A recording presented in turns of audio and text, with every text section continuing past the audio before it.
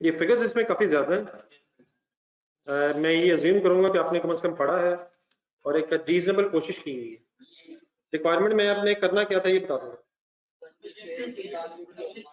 Next period की आपने projected cell बतानी थी और उसके बाद फिर आपने मार्जिन ऑफ सेफ्टी परसेंटेज निकालनी थी। तो दो हिस्से इसके, प्रोजेक्टेड सेल्स पे पहले आ रहे। नेक्स्ट पीरियड की प्रोजेक्टेड सेल जी, ढूंढने जरा डाटा इसका फर्स्ट पैराग्राफ में। पढ़ ले मैं जब मैं बताता हूँ।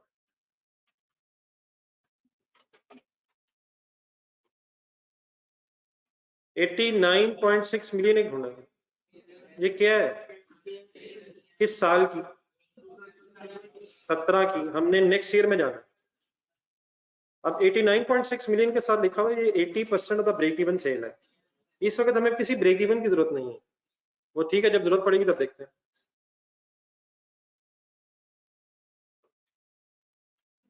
ये 89.6 मिलियन क्या है? करंट ईयर की सेल है। हम यहाँ से नेक्स्ट ईयर की सेल बनाने की कोशिश करने लगे। परसेंटेजेस आप सही तरह ढूंढते रहिएगा। 80% क्या है बोलते रहिएगा।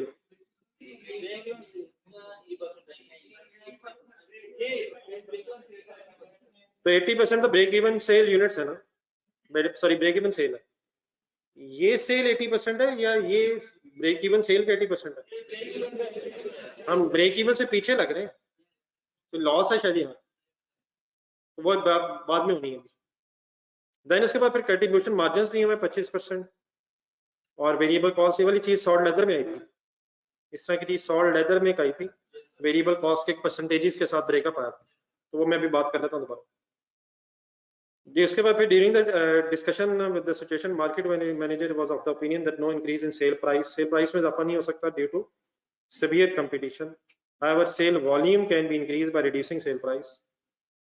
The production director was of the opinion that since the plant is quite old, the production capacity cannot be increased beyond the कुछ percentages ये ढूंढो। Production capacity cannot be increased beyond the current level of 70%। यहाँ से क्या पता चला कि ये करंट कैपेसिटी का 70% है। अभी अपने लिए प्रोडक्शन और सेल में फर्क हो सकता है स्टॉक्स अगर हो, लेकिन स्टॉक्स का डाटा नहीं था। क्वेश्चन तरह देखें, इस तरह की चीजें राइट टाइम पे याद आनी चाहिए। ये 9.6 मिलियन क्या है? सेल है ये, और स्टॉक्स अगर नहीं है तो फिर यही प्रोडक्शन भी है, इसी के अंदर प्रोडक्शन के यूनिट्स भी छुपे हुए हैं। तो करंट कैपेसिटी कितनी है?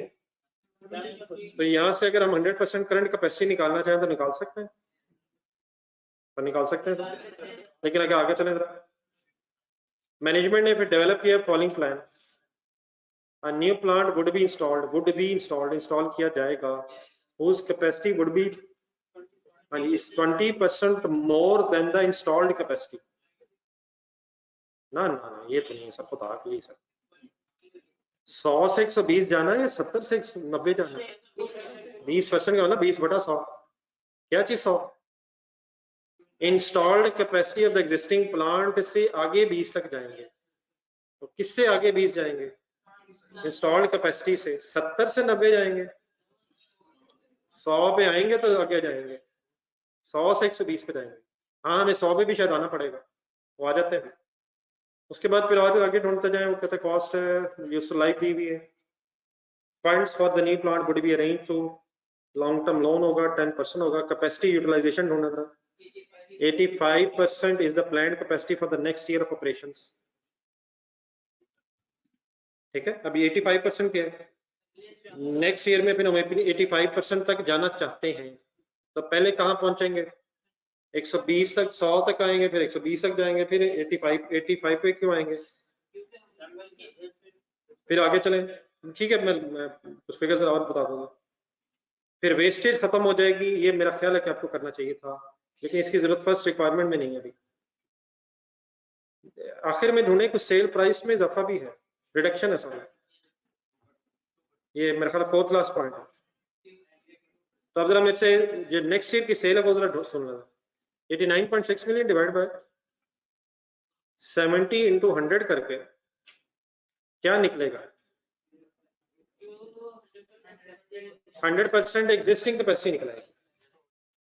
अब डेफिनेटली ये 70 इंटू 100 मैंने किया है, यकीनन डिवाइड बाय 0.7 भी हो सकता है, इस चीज से आई होप कि हमें कंफर्ट है। इंटू 1.2 मैंने क्यों किया? क्योंकि हमने नेक्स्ट ईयर में जहां जाना है उसमें जो प्लांट लेना है उसकी कैपेसिटी 20% इंस्टॉल्ड कैपेसिटी से ज्यादा होगी, तो मैं यहां से पहुंच जाऊंगा इंस्टॉल्ड कैपेसिटी पे जो अगले साल की है। लेकिन फिर मैंने 85% क्यों किया? क्योंकि नेक्स्ट ईयर का प्लान 85% है, और आखिर में मैंने 0.9298 क्यों किए या 98% क्यों किए? असल में ये 89.6 मिलियन यूनिट्स नहीं है, सेल है ये। और सेल बनी कैसे होगी? यूनिट्स इनटू सेल प्राइस, तो इसमें यूनिट्स का इफेक्ट भी आना है और फिर फाइनली सेल प्राइस का इफेक्ट भी आएगा, तो अगले साल की टोटल सेल निकलेगी। तो जरा सॉल्व करना जरा करना।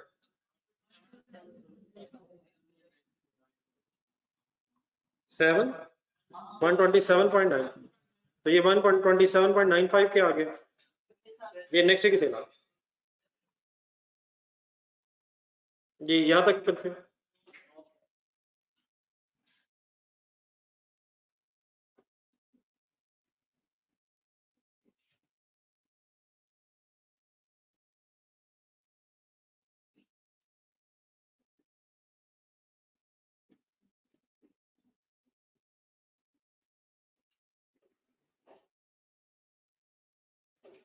जी अब सेकंड रिक्वायरमेंट है जी, 2% कमी होनी है सेल प्राइस में, 2% कमी होनी, तो 2% कमी होने का मतलब 100 रुपया सेल प्राइस अगर है तो 98% रह जाएगी। ये देन सर आपने कैलकुलेट करना था मार्जिन ऑफ सेफ्टी, बल्कि सॉरी क्या करना था, मार्जिन ऑफ सेफ्टी परसेंटेज निकालना after incorporating the effect of above measures. इस क्वेश्चन को करने से पहले मैंने आपसे दो क्वेश्चंस रिक्वेस्ट किए थे, एक सॉल्ट लेदर था, दूसरा नहीं एक और ऑटो इंडस्ट्रीज मशरूम सा एक सवाल था, लेकिन उसमें कुछ चीजें ऐसी आई थी जो शायद यहाँ हेल्पफुल हो सकती हैं। वहां एक चीज जो आई थी वो ये थी कि एक वेरिएबल कॉस्ट और फिक्स कॉस्ट किसे कहते हैं? वेरिएबल कॉस्ट किसे कहते हैं? जो एक्टिविटी के साथ चेंज होता है। और फिक्स किसे कहते हैं? जो एक्टिविटी चेंज होने के बावजूद चेंज ना हो। सिर्फ अमाउंट बदल जाने का मतलब ये नहीं कि ये वेरिएबल होगी अमाउंट।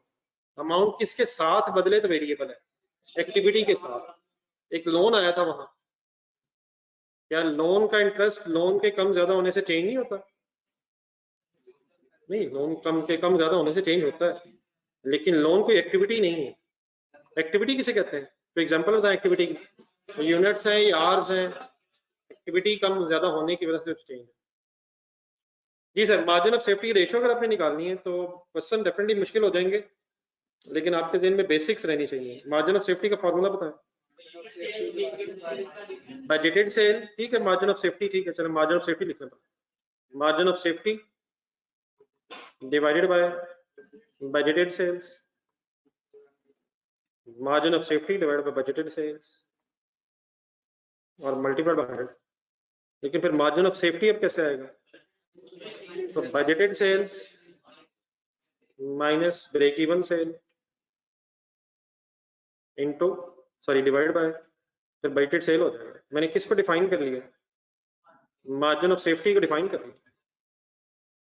अब हमारे पास बजटेड सेल अवेलेबल होगी भी नेक्स्ट ईयर की, प्रोजेक्टेड सेल कितनी अवेलेबल होगी भी? 127.95 और डिवाइड बाय 127.95 ही होना है, इंटू 100 भी होना है। सिर्फ क्या मिसिंग रह गया?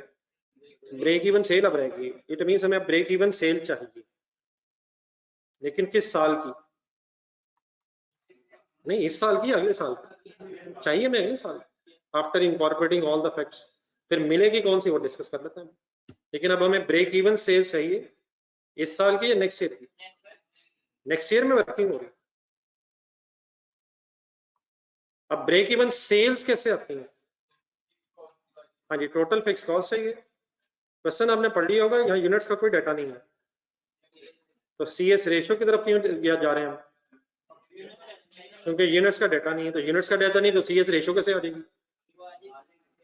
वो यूनिट से भी आ जाती है और रुपीज से भी आ जाती है। रुपीज से कैसे आ जाती है?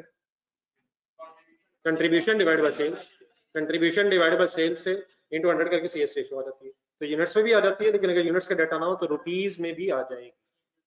ठीक है, तो अब हमें दो चीजें चाहिए थी फाइनली, ब्रेक इवन सेल निकालने के लिए, टोटल फिक्स कॉस्ट और CS ratio. Total fix cost और CS रेशो, ठीक है सर, क्लियर है सारे? अब मैं एक सेकंड के लिए टोटल फिक्स कॉस्ट और बहस बाद में कर लेता हूँ, टाइम में मेरा ख्याल इंशाल्लाह है। तो पहले जरा CS रेशो की एक वर्किंग करवाएं। CS रेशो कैसे आएगी? नहीं, अब उससे सेल और कंट्रीब्यूशन चाहिए होगी, तो सेल्स बताएंगे 127.95 है। अगर वेरिएबल कॉस्ट मिल जाए तो कंट्रीब्यूशन आ जाएगी, और वेरिएबल कॉस्ट अगर मिल जाए तो कंट्रीब्यूशन आ जाएगी, और कंट्रीब्यूशन अगर आ जाएगी कंट्रीब्यूशन सेल्स रेशियो भी आ जाएगी। Okay sir? तो फाइनली इसका मतलब अब इस वक्त हम जहां खड़े हैं हमें वेरिएबल कॉस्ट चाहिए। जब मैं वेरिएबल कॉस्ट वर्ड बोलता हूँ तो आई मीन्स टू से कौन सी वेरिएबल कॉस्ट? टोटल नहीं, total production, non production, contribution, जानबूझ के कुछ वर्ड बोलना चाह रहा हूँ, शायद कुछ जहन में तार हिल जाए।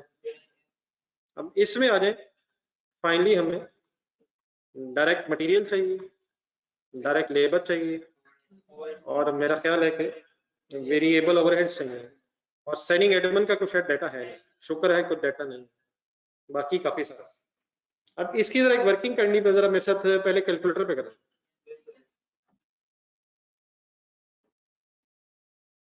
स्टार्टिंग पैराग्राफ में जाए, 89.6 मिलियन ढूंढ के बताएं क्या है करंट ईयर की sale. Yes sir, current year ही है ये, हमने नेक्स्ट ईयर में जाना है, 17 की कह रहे हैं, लेकिन हमने नेक्स्ट ईयर में जाना है। तो 89.6 मिलियन ढूंढ के मल्टीप्लाइड बाय 25% ही ढूंढे, लेकिन 25% करेंगे तो कंट्रीब्यूशन आ जाएगी, और अगर 75% करेंगे तो टोटल वेरिएबल कॉस्ट, हाँ जी, करंट ईयर की total variable cost 89.6 multiplied by 75% करके मैंने क्या निकाला? ये वैसे चीजें मैं कोशिश तो कर रहा हूँ दोबारा रिपीट हो जाए, लेकिन सॉल्ट लेदर में काफी हेल्प हुई होगी। लेकिन फिर आपसे आगे ला जाए, अब जब वेरिएबल कॉस्ट आ जाएगी 75% करके, तो वेरिएबल कॉस्ट का फिर ब्रेकअप दिया, तो इनटू 45% क्यों किया? ये मटेरियल आता है, नहीं मतलब यहाँ तक फिगर ठीक है, आप सॉल्व करते रहे, मैं जरा इसकी वर्किंग आप करता जा रहा हूँ ताकि फिगर साथ समझा दूँ। जो भी आ रहा है ये आ क्या गया? पिछले साल का मटेरियल, पिछले साल का मटेरियल। अब प्रॉब्लम क्या है, जो लंबी प्रॉब्लम कि पिछले साल थे हम 70% एग्जिस्टिंग प्लांट के 70%। अब अगले साल हमने जाना कहाँ है? नए प्लांट के 85%, और नए प्लांट की जो कैपेसिटी है वो पिछले प्लांट की कैपेसिटी से, पिछले प्लांट की टोटल कैपेसिटी का 20%। अभी आपने थोड़े पहले मेरे साथ एक सेल की वर्किंग की है, अब मैं क्योंकि वेरिएबल कॉस्ट की वर्किंग कर रहा हूँ, तो क्या सेल्स जब बढ़ेंगी तो वेरिएबल कॉस्ट साथ ही बढ़ेगी। वेरिएबल कॉस्ट होती क्या है जो वेरी करेगी, अब तो कुछ वही फिगर्स दोबारा आएंगे। अब ये जो मटेरियल आपके पास है, क्या मैं कह सकता हूँ ये 70% कैपेसिटी का मटेरियल है, 70% पे ऑपरेट हो रहा था, 70% सेल से 70% मटेरियल आ गया एग्जिस्टिंग प्लांट। तो अब मैंने अगर डिवाइडेड बाय 17 टू 100 किया, बोल दे जरा यहाँ तक क्या होगा? एग्जिस्टिंग प्लांट का 100% पूरा हो जाएगा, लेकिन इंटू 1.2 क्यों कर रहा हूँ? क्योंकि नए प्लांट की कैपेसिटी फिर 120% ऑफ द एग्जिस्टिंग प्लांट है, लेकिन इसके बाद इस पे 85% क्यों किया मैंने? क्योंकि हमें एक्सपेक्टेशन है कि हमने 120% पे नहीं जाना, हमने जो प्लांट की कैपेसिटी होगी नए की उसके 85% तक रहना। यहाँ तक जरा एक सॉल्व करके फिगर बताएं, ये क्या है 44.06 जो भी है। अच्छा, हो सकता है जब आपने वर्किंग की हो तो आपकी परसेंटेजेस पहले किसी और से मल्टीप्लाई हुई हो, बाद में किसी और से डिवाइड हुई हो, लेकिन मल्टीप्लाई और डिवाइड बाय में पहले बाद का फर्क नहीं पड़ता। अगर ये पहले आपने कोई और परसेंटेज मल्टीप्लाई कर दी बाद में और, तो उससे फर्क नहीं पड़ता, क्योंकि हो सकता है, एक सेकंड वापस आए, 89.6 इंटू 70%, 75% इंटू 45%, जरा दोबारा करें प्लीज, करें सर। 89.6 into 75% into 45%, यहाँ तक is equal to the balance.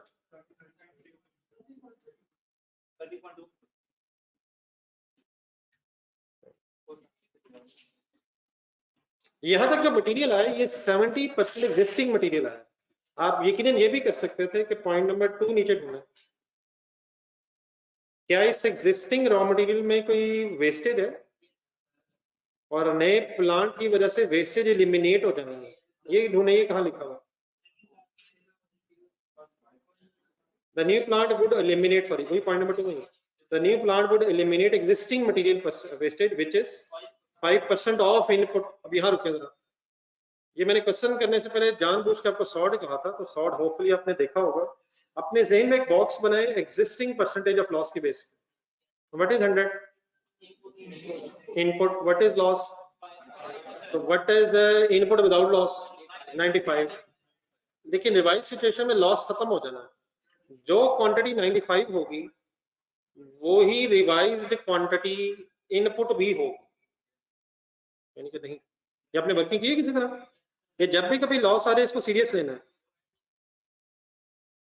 Input 100, 5 loss, 95% आगे विदाउट लॉस। रिवाइज सिचुएशन में लॉस कितना है? इट मींस जितनी इनपुट उतनी ही आउटपुट सॉर्ट ऑफ। अब आपने कैलकुलेटर पे फिगर सॉल्व की है, ये जो भी फिगर आई ये इनपुट क्वांटिटी आई है या आउटपुट क्वांटिटी आई है? ये रॉ मटेरियल इनपुट आया है, लेकिन किस सिचुएशन में? करंट सिचुएशन में। तो ये डिवाइड बाय 100 इंटू 95% होगा, लेकिन जो 95% होगा वो रिवाइज सिचुएशन में एज इट इज ही 100 होगा। वो क्यों? क्योंकि बाद में लॉस 0 हो गया। जो आपने सॉल्ट लेदर किया था वहां, जब होपफुली अपने बॉक्सेस बनाए थे, ढूंढने जरा सॉल्ट लेदर कहाँ है, सॉल्ट लेदर का सवाल ढूंढना। ये आप लोगों ने क्वेश्चन नहीं किया हुआ सही तरह। ये वाले पॉइंट्स में गलती नहीं होनी चाहिए थी।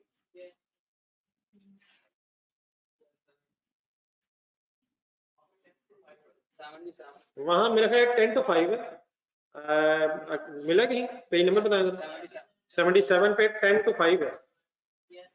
तो आपकी पुरानी परसेंटेज होगी 100 माइनस 10 इज इक्वल टू 90। वहां जितना 90 मटेरियल था वो रिवाइज सिचुएशन में 95 से डिवाइड होकर इनटू 100 बनेगा। ऐसे ही हुआ। ये ऑनलाइन स्टूडेंट्स कुछ कोशिश कर रहे नहीं की वर्किंग सदी वो, अगर नहीं मेरा आंसर ना ढूंढने, सवाल ढूंढने, सवाल ढूंढ के जहन में डब्बे बनाए। एग्जिस्टिंग लॉस क्या था, रिवाइज क्या था? ये बहस शुरू हुई थी टॉय ढूंढना था, इधर पीछे इधर आगे जाके टॉय ढूंढने, page number 62 per toy toy toy toy के बाद गेम खुल के सामने आ गई थी। 7 to 3% थी, 7 to 3%, page number 62। 100 into 100 minus 7 93, और रिवाइज सिचुएशन में जो 93 बन रहा था वो 97 से डिवाइड होकर इंटू 100 बनना था।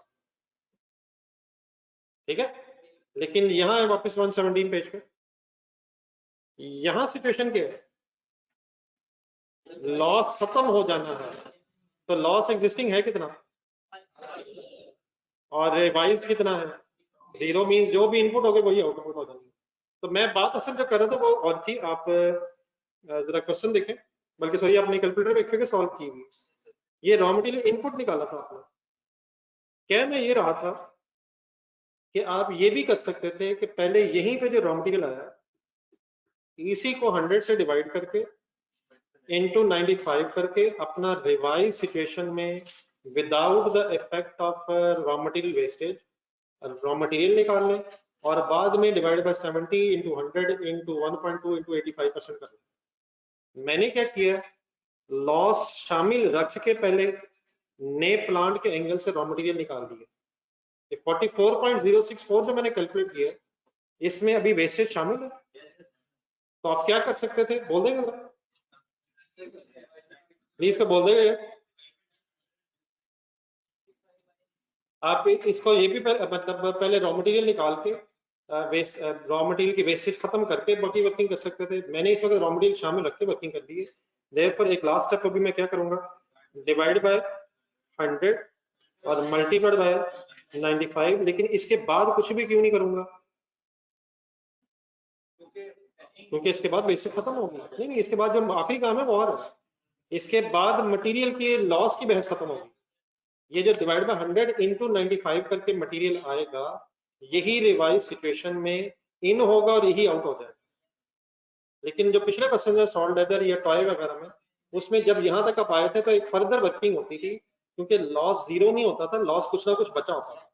तो फिर जो रिवाइज सिचुएशन थी, आपने अगर टॉय जेन में लाएंगे तो 97 डिवाइड बाय इंटू 100 किया था, और अगर सॉल्ट लेदर जेन में लाएंगे तो प्लीज लाएं डिवाइड बाय 95 इंटू 100 किया होगा, क्योंकि वहां 5% लॉस था। और यहाँ अब हमें कुछ भी करने की जरूरत नहीं, अगर करेंगे तो डिवाइड बाय 100 इंटू 100 करेंगे। 100 इंटू 100 क्यों करेंगे? क्योंकि लॉस जीरो हो गया। तो यहाँ तक आपके पास वो मटेरियल अब आ जाएगा जो एग्जिस्टिंग प्लांट को रिवाइज प्लांट के साथ रिप्लेस करने से without the effect of any loss consider हो जाएगी। और आखिरी चीज पे जो वर्किंग होनी है वो नीचे तरफ होना है, एंड में रॉ मटेरियल के प्राइसेस में मसला है। तो वो जो बाकी आखिर में 90% हो रहा है वो वेस्टेज की वजह से नहीं हो रहा। ये लास्ट पॉइंट ढूंढने के लिए, ये पॉइंट थर्ड लास्ट पॉइंट। तो आखिर में ये फिर 90% अब क्यों किया मैंने आखिर में? अब फाइनली प्राइस का फैक्टर आ रहा है। यहाँ तक जो मेरी फिगर आई है divide by 90 divide by 100 into 95 करके, ये आया है मटेरियल का फैक्ट सारा। और इस अगले साल में मटेरियल की प्राइसेस में 10% कम होना है, उसकी वजह से भी हमारी कॉस्ट फिर 90% रहेगी। एक फाइनल आंसर आप बताइए।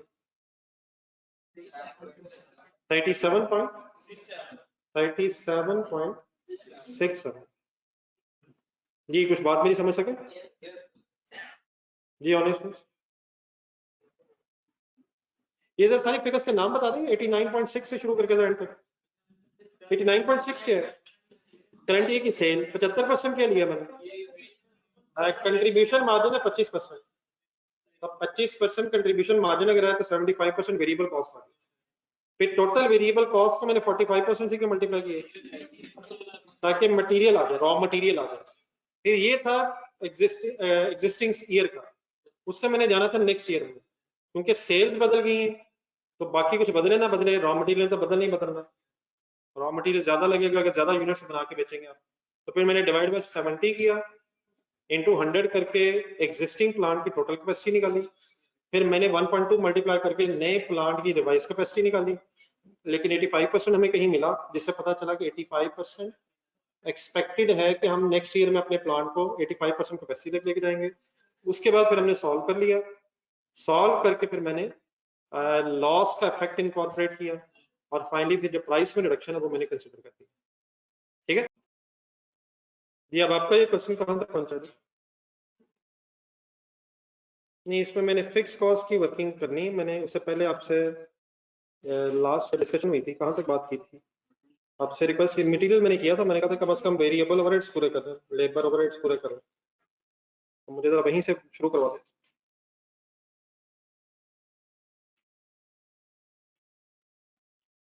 जी, कुछ इस तरह की फिगर्स लिखवाई थी आपने।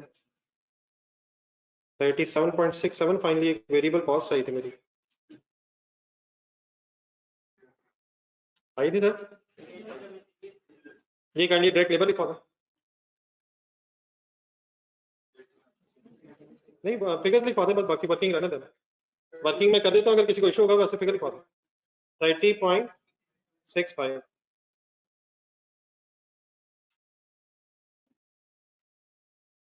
जी। मोहित साहब, मेरा ख्याल है आपका स्पेसिफिक इशू चल रहा है, ये ऑनलाइन स्टूडेंट्स इस वक्त आवाज ठीक आ रही है और स्क्रीन शेयर हो रही प्रॉपर? ये 30.65 में की वर्किंग में अगर कोई प्रॉब्लम है तो सैलवी साहब वेरिएबल ओवरहेड्स की फिगर लिखवाएं। सैलवी साहब लिखवाएंगे, बाकी ना बताएं।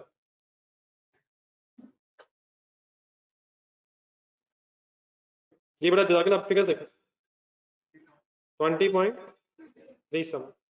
सैलवी साहब आपसे मैंने कहा इसलिए क्योंकि आपने किया और बाकी ने किया नहीं हुआ, तो आप परेशान ना हो। आपको मैंने स्पेसिफिकली पिन पॉइंट इसलिए किया है क्योंकि मैं और किसी को अगर कहता तो उसने क्वेश्चन किया नहीं हुआ तो मुझे शर्मिंदगी होनी थी। तो आप परेशान ना हो अगर मेरे पास, मुझे पता है बदल गए हुए, वो जमाना बीत गया हुआ है कि जब आप मेरे जैसे थे। टोटल करवा दें सैलवी साहब। कहाँ से वैसे देखी लिखवाई है जो टोटल अब कर रहे हैं? क्वेश्चन का नाम बता दीजिए, कौन सा सवाल हो रहा है? ये पेज नंबर 117 है जी, डिजिटल हो रहा है जी, वेरिएबल हो रहा है, जरा स्पीड अप होने जरा कंसंट्रेट फुल करा जरा। 88.69 जी, कहाँ तक बात पहुंची थी हमारी? कोई पीछे से लिंक करेंगे आप, पिछली चीजें देख देख के बताएंगे। 88.69 बहस सर ये शुरू हुई थी, रिक्वायरमेंट देखें और जल्दी से मेरी बातें सुनकर जरा रिवाइज करने जाए। रिक्वायरमेंट में उसने सबसे पहले कहा था नेक्स्ट ईयर की सेल बताएं, तो फिगर आई थी हमारी 127.95। फिर उसने कहा था रिक्वायरमेंट देखें दोबारा कि मार्जिन ऑफ सेफ्टी कैलकुलेट करें after incorporating the above measures. Margin of safety percentage, बल्कि मार्जिन ऑफ सेफ्टी परसेंटेज का फॉर्मूला बताएं। Margin of safety divide by budgeted sale, लेकिन फिर margin of safety definitely explain करना पड़ना है। Margin of safety means budgeted sale, तो एक वर्किंग की थी फिर मैंने आपके सामने, budgeted sale minus break even sale divided by budgeted sale into 100, ये परसेंटेज हमने निकालनी थी। पता ये चला था कि ब्रेक इवन सेल मिसिंग है, तो ब्रेक इवन की कैलकुलेशन करने लगे थे हम, ब्रेक इवन सेल की, पता है ना? उसका फिर एक फार्मूला डिसाइड हुआ था, ब्रेक इवन सेल का फार्मूला है total fix cost divide by contribution per unit, से भी हो तो जाता है यूनिट्स और फिर सेल प्राइस, लेकिन हमने फिर डेटा देखा था सवाल का, तो हमें पता ये चला था कि यूनिट्स का डाटा नहीं है, तो यूनिट्स का डाटा ना होने की वजह से फिर हमने फार्मूला चेंज कर दिया था, total fix cost divide by CS ratio के नाम से। तो टोटल फिक्स कॉस्ट मैंने आपसे कहा था, मैं वर्किंग अभी करता हूँ, मैं पहले सीएस रेशियो की तरफ चला गया था। सीएस रेशियो मेरी तरफ देख के बताएं कैसे आती है? Contribution per unit divide by sale price per unit. लेकिन एक जमाने में ये बहस हुई थी कि अगर पर यूनिट डाटा ना भी हो तो कंट्रीब्यूशन की अमाउंट को सेल से अगर डिवाइड करेंगे तो इनटू 100 करके परसेंटेज तब भी सही आ जाती है। तो देन सेल तो हमें पता थी 127.95, वेरिएबल कॉस्ट की तलाश करते करते हमारे क्लास का टाइम पिछली दफा खत्म हो गया था, तो वेरिएबल कॉस्ट अब मिल गई है। तो अब सियाली साहब ने काफी सारी फिगर्स बता दी हैं, उन्हें दोबारा तंग करना मुनासिब अभी फिलहाल नहीं है, तो आप लोग बता दें वेरिएबल कॉस्ट क्या है? 88.69, कैलकुलेटर भी आप ही पकड़े और कंट्रीब्यूशन की अमाउंट बता दें 39.26, नहीं 39.26 है, 39 सॉरी 39.26। अब यहां से जरा मुझे सीएस रेशियो की फाइनल वर्किंग करवा दें। 39.26 39.26 डिवाइड बाय 127.95 इनटू 100, फिर आपने जब किया तो आंसर है आपका 30.68। 30.68 अब सीएस रेशियो आ गई, और फाइनली इसका मतलब सिर्फ टोटल फिक्स कॉस्ट रिमेनिंग रहेगी। टोटल फिक्स कॉस्ट अब रहेगी हमारी, बाकी उसने डिवाइड हो जाना सीएस रेशियो से, और सीएस रेशियो से डिवाइड होकर इनटू 100 करके हमारा ब्रेक इवन सेल इंशाल्लाह आ जाएगी, और margin of safety ratio final हो जाएगी। तो लास्ट ऑफ वर्किंग रहेगी हमारी टोटल फिक्स कॉस्ट। तो दोबारा जरा पेशेंस अगर दिखाएंगे तो जरा बेहतर है। टोटल फिक्स कॉस्ट में भी कुछ चैलेंजेस हैं, तो आज पहले वो रिजॉल्व करें।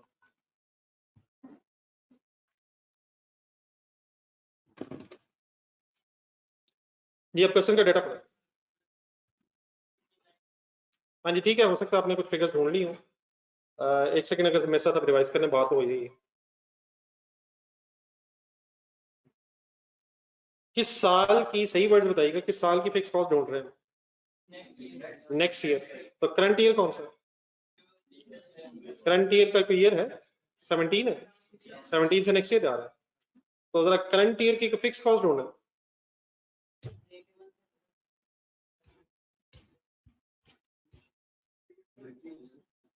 गिवन नहीं है, मेरे सवाल का सिंपल जवाब ये है कि गिवन तो नहीं है, लेकिन अगर गिवन ना हो तो ये जो इस वक्त काम हो रहा है, ये काम आपने ये साथ साथ नोट किया करें, जहां जहां मैं कोई पिछला सवाल बोलूं। आपने पहले देखा भी वैसे ये सवाल, मैंने सवाल नंबर 2 इससे पहले एक दफा कहा था, क्वेश्चन नंबर 2 ऑटो इंडस्ट्री में एक दफा ये काम किया था जो मैं इस वक्त करवाने लगा हूँ, तो मैं जरा एक सेकंड दोबारा रिवाइज कर लीजिएगा। फर्स्ट पैराग्राफ में जाए, 89.6 ढूंढना, सही वर्ड्स के साथ बताएं 89.6 क्या है? नहीं ये क्या है, ये क्या है? ये सेल है, नहीं ब्रेक इवन सेल ये नहीं, इस पे लॉस हुआ हुआ, नहीं, इस पे लॉस हुआ। ये 2017 में सेल हुई थी, लेकिन इस सेल पे लॉस था। ब्रेक इवन वो सेल होती है जिसपे ना प्रॉफिट हो ना लॉस। लेकिन इसी पैराग्राफ के एंड में फिर उसने ये बताया था, बल्कि शायद इधर, सॉरी इसी लाइन में, second line of the question, कि ये जो अमाउंट है 89.6, ये ब्रेक इवन सेल का 80% है। ये सेंटेंस पढ़े बड़ा अच्छा है, जिस तरह वो बार बार परसेंटेज आती है, तो आप लोग, आई होप कि आप खुद भी यूज टू हो रहे हैं। लिखा हुआ 80% ऑफ ब्रेक इवन सेल। क्या अगर 100 है तो क्या 80 है? ब्रेक इवन सेल अगर 100 है तो ये 80 है, तो ये 80 है या ये 100 है? तो कैलकुलेटर है। हाँ जी, जब ये फैसला हो जाएगा तो इंशाल्लाह फिर कोई इशू नहीं है। 89.6 डिवाइड बाई 80 इंटू 100, तो किस से क्या निकल आया? नहीं, किस से क्या निकला? पिछले साल की सेल से ब्रेक इवन निकला हमारा 112। ब्रेक इवन क्या निकला? ब्रेक इवन सेल निकली किस साल की? नहीं, इस साल में 17 की है, 17 की चले गलत। ब्रेक इवन सेल ऑफ 2017 निकला निकला। अब आप कंट्रीब्यूशन मार्जिन रेशियो ढूंढने जरा 25%, और जरा स्टेटमेंट ऑफ प्रॉफिट लॉस यहीं में रखिएगा जरा और से सोच के जरा। इसका अगर आप 112 को अगर 25% से मल्टीप्लाई करेंगे तो किस लेवल की क्या आ जाएगी? ब्रेक इवन लेवल की कंट्रीब्यूशन आ जाएगी। तो सॉल्व करेंगे, ब्रेक इवन लेवल की कंट्रीब्यूशन आ जाएगी। जो फिगर आई आपके पास 28, ब्रेक इवन लेवल की कंट्रीब्यूशन आ गई। अपने जहन में बनाए, सेल वेरिएबल कॉस्ट लेस होकर कंट्रीब्यूशन आ गई। अब ब्रेक इवन लेवल पे जितनी कंट्रीब्यूशन होती है वो फिक्स कॉस्ट के बराबर होगी, तो नेट प्रॉफिट या लॉस जीरो। तो ये आई कंट्रीब्यूशन है, लेकिन किस लेवल की कंट्रीब्यूशन? तो ब्रेक इवन पॉइंट पे जो कंट्रीब्यूशन होती है वो फिक्स कॉस्ट के बराबर होती है। हर लेवल पे, हर लेवल की कंट्रीब्यूशन नहीं। अगर ब्रेक इवन से कम लेवल पे जा रहे वर्किंग कर रहे होंगे तो फिर तो लॉस बनना है हमें। अगर ब्रेक इवन से ऊपर वर्किंग कर रहे होंगे तो हमें प्रॉफिट बनना है। ब्रेक इवन लेवल वो पॉइंट होता है जिसमें ना प्रॉफिट है ना लॉस है। तो ब्रेक इवन लेवल पे जो कंट्रीब्यूशन है वो फिक्स कॉस्ट के बराबर है। इसको दोबारा प्लीज एक नजर देखना चाहिए, बार बार ये चीजें देखने से जहन में सेट होनी चाहिए, रट्टे लगे होने चाहिए। तो what is the finally fix cost of 2017? 28। अब हमारा काम क्या रह गया? क्या अब हम इसमें 2017 के बाद नेक्स्ट ईयर जो है उसके इफेक्ट्स इनकॉर्पोरेट करें? जी, अब इन्फ्लेशन से या किससे चेंज आता है वो भी मेरे साथ जरा सुन के फाइनल कर दीजिएगा। सबसे पहले तो एक चीज जरा ध्यान में लाएं, ये जो वॉल्यूम सेकंड पैराग्राफ पढ़े जरा, ये सेल्स में भी तो चेंज आना, सेल वॉल्यूम में भी तो तब्दीली आनी है, लेकिन फिक्स कॉस्ट में वॉल्यूम से नहीं बदलना, लेकिन फिक्स कॉस्ट इन्फ्लेशन वगैरह से और अदर एडजस्टमेंट से जरूर चेंज हो सकती है। तो अब आ रहे जरा number 1 additional information, third paragraph 0.1। अब यहाँ कुछ डेप्रिसिएशन की कैलकुलेशंस होनी है इन ये, लेकिन इस की बातें मेरे ख्याल हुई नहीं करें जरा, एक बार दोबारा ट्राई करें। ये पढ़े जरा, first paragraph of the third paragraph की फर्स्ट बुलेट, और उसके बाद फिर थर्ड बुलेट, पहली और third first and third point. यहाँ से कुछ डेप्रिसिएशन का डिसीजन होना चाहिए। स्टोरी ये थी कि हमने पुराने प्लांट को रिप्लेस कर लेना था नए प्लांट के साथ, तो देयरफॉर फिर जो डेप्रिसिएशन है वो किस प्लांट की बजाय किस प्लांट की चार्ज होगी। तो अब यहाँ से वर्किंग करनी है, यहाँ भी गेम ऑन है वैसे।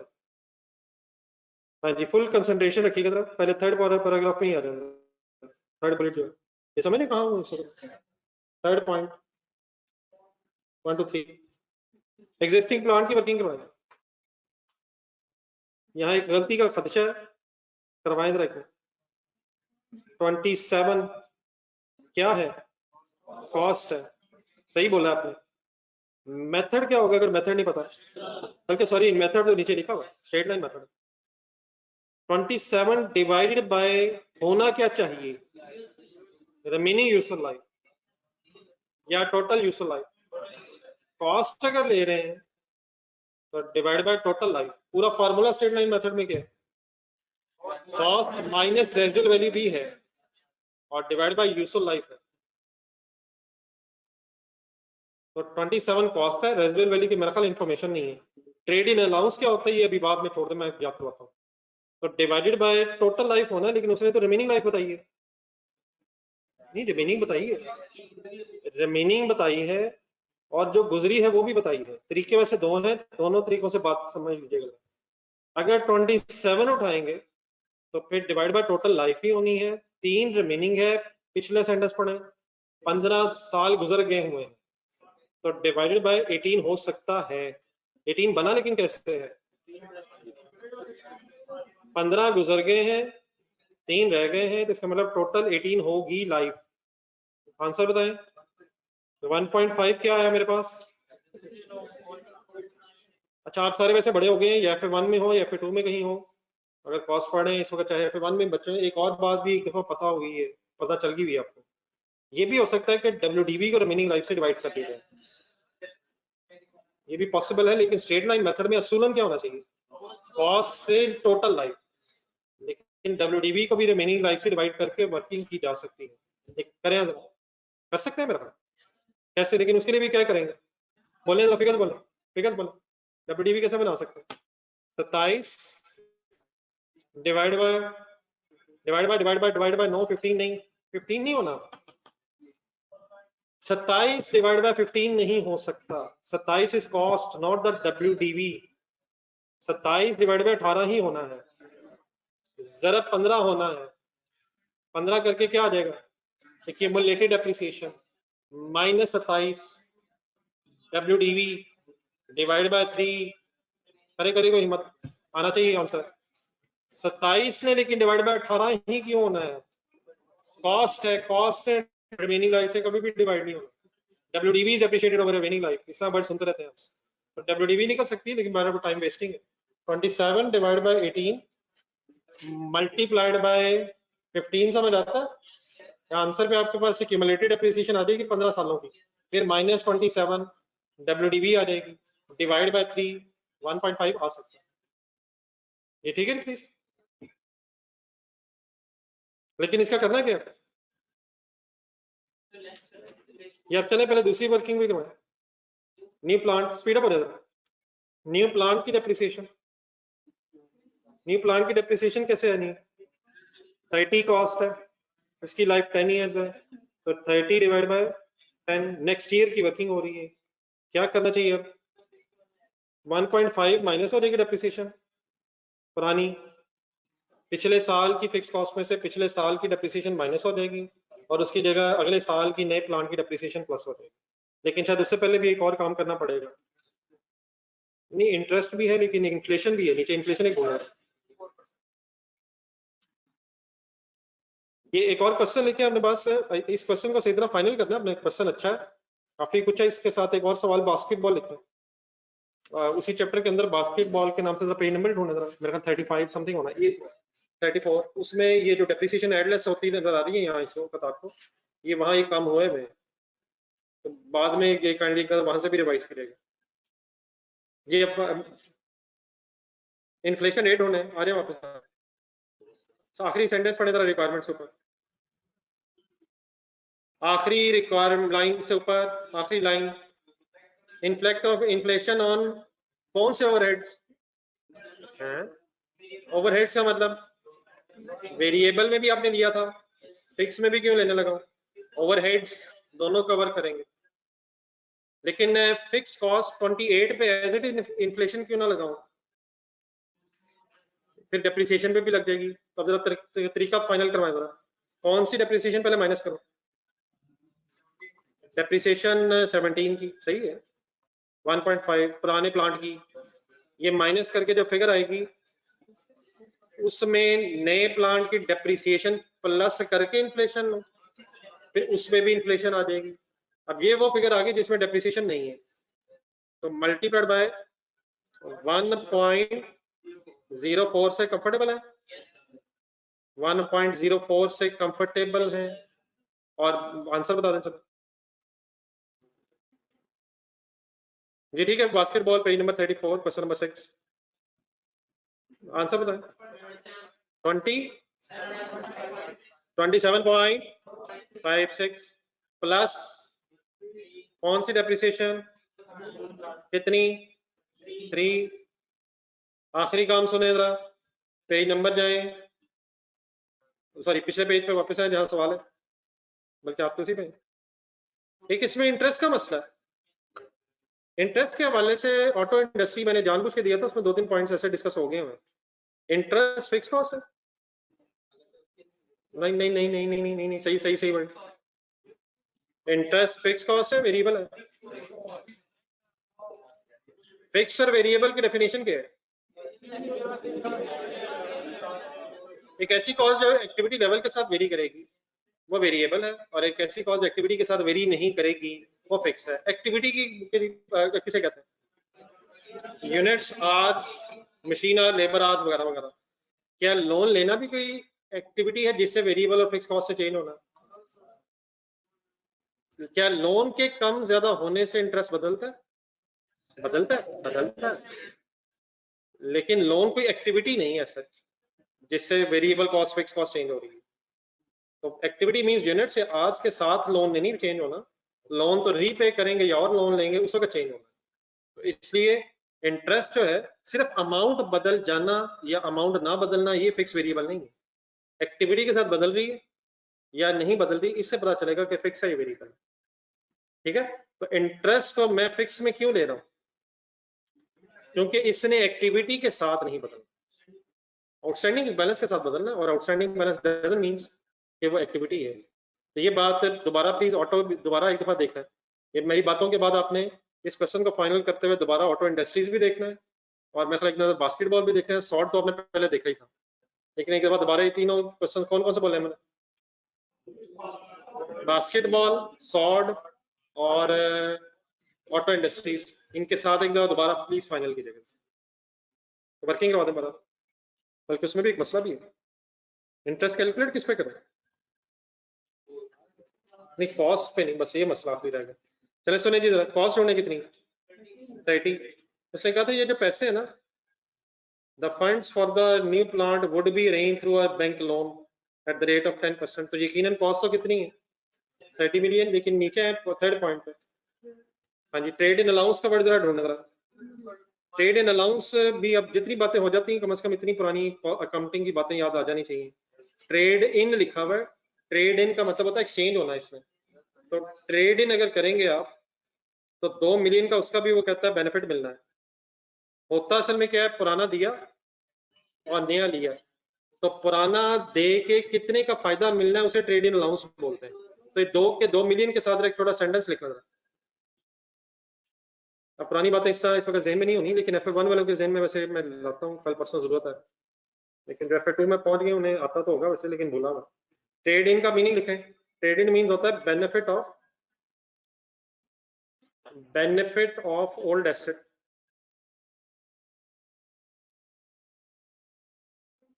अब बेनिफिट ऑफ ओल्ड एसेट का मतलब क्या है? असल में जरा थोड़ा सा प्रैक्टिकल स्टोरी एक बना लें। आप जब कोई एसेट एक्सचेंज करने जाएंगे तो आप क्या करेंगे? अपना पुराना सामने रखेंगे और नया पकड़ लेंगे, और साथ फिर पैसे भी शायद देंगे क्योंकि आप पुराना दे रहे हैं और नया ले रहे हैं। तो आप जब पुराना सामने रखेंगे तो कुछ ना कुछ उसकी भी वैल्यू होगी, तो जो उसकी वैल्यू मार्केट में लगेगी वो ट्रेड इन अलाउंस कहलाती है। अब जरा पढ़े ब्रैकेट में मैंने क्या लिखा है, benefit of the old asset. क्या मतलब? कितने पैसे हमारे कम हो जाएंगे ओल्ड एसेट देने की वजह से, इसको मैं बेनिफिट कह रहा हूँ। तो benefit of the old asset का मतलब पुराना एसेट पकड़ाने की वजह से नए एसेट में कितने पैसे कम देने पड़ेंगे, वो होता है ट्रेड इन अलाउंस। असल में जो जिसे आप नया ले रहे हैं वो क्या देखेगा? नहीं, जो नया ले रहे हैं वो क्या देखेगा कि जो आप पुराना दे रहे हैं वो कितने का है, उसकी WDV देखेगा, उसकी मार्केट वैल्यू देखेगा, उसकी मार्केट वैल्यू देखेगा। तो बेनिफिट ऑफ ओल्ड एसेट का इन अदर वर्ड्स एक और पैराग्राफ ब्रैकेट बना लें, benefit means market value of old asset. कितने पैसे आपको छोड़ देगा, जितनी उसकी किसकी मार्केट वैल्यू होगी, पुराने की मार्केट वैल्यू होगी। तो benefit of old asset means market value of old asset. अगर आप अपना पुराना मोबाइल लेके जाएं और नया के साथ एक्सचेंज करना चाहें, तो जो मार्केट में आपको नया एसेट दे रहा होगा वो आपने आपके पुराने मोबाइल की ना कॉस्ट पूछेगा और WDV का तो उसे पता ही नहीं होगा, होपफुली वो अकाउंटेंट होगा ही नहीं, अच्छा भला बिजनेस कर अपना, तो कॉस्ट भी नहीं पूछेगा और WDV का उसे पता ही नहीं है। वो उस वक्त क्या खड़ा होकर देखेगा कि इस वक्त इसकी मार्केट में वैल्यू कितनी है। तो फर्ज करें जो मोबाइल आपको पसंद है वो है 1 लाख रुपए का, और जब पुराने मोबाइल की मार्केट वैल्यू लगी है वो सपोज को 2,000 लग गई, तो आप अपनी जेब से पैसे कितने पकड़ाएंगे? 98,000। तो ये पूरी स्टोरी शायद आई होप के समझ गए। तो व्हाट इज 30? अब बताएंगे 30 क्या है? कॉस्ट तो 30 है, लेकिन वो कहते हैं ये फंड्स जो है, पैसे हम अरेंज करेंगे लोन से, तो हमें पैसों की जरूरत 30 क्यों नहीं पड़ी होगी? क्योंकि 2 मिलियन तो हमें ट्रेड इन अलाउंस मिला। तो फाइनली आखिरी जो वर्किंग है उसमें 30 में से 2 माइनस क्यों कर रहा हूँ? 2 मिलियन हमने लोन नहीं लिया होगा, हमें कितने लोन की जरूरत पड़ी होगी? 28 मिलियन, और उस पर फिर इंटरेस्ट देना। तो बहरहाल ठीक है, ये वाला पॉइंट काफी पुराना होगा, लेकिन मैंने कोशिश की है कि कुछ याद आ जाए। इनटू 10% रेट है। चलिए फाइनल फिगर बता दो। 2.8 टोटल भी करवाई दें।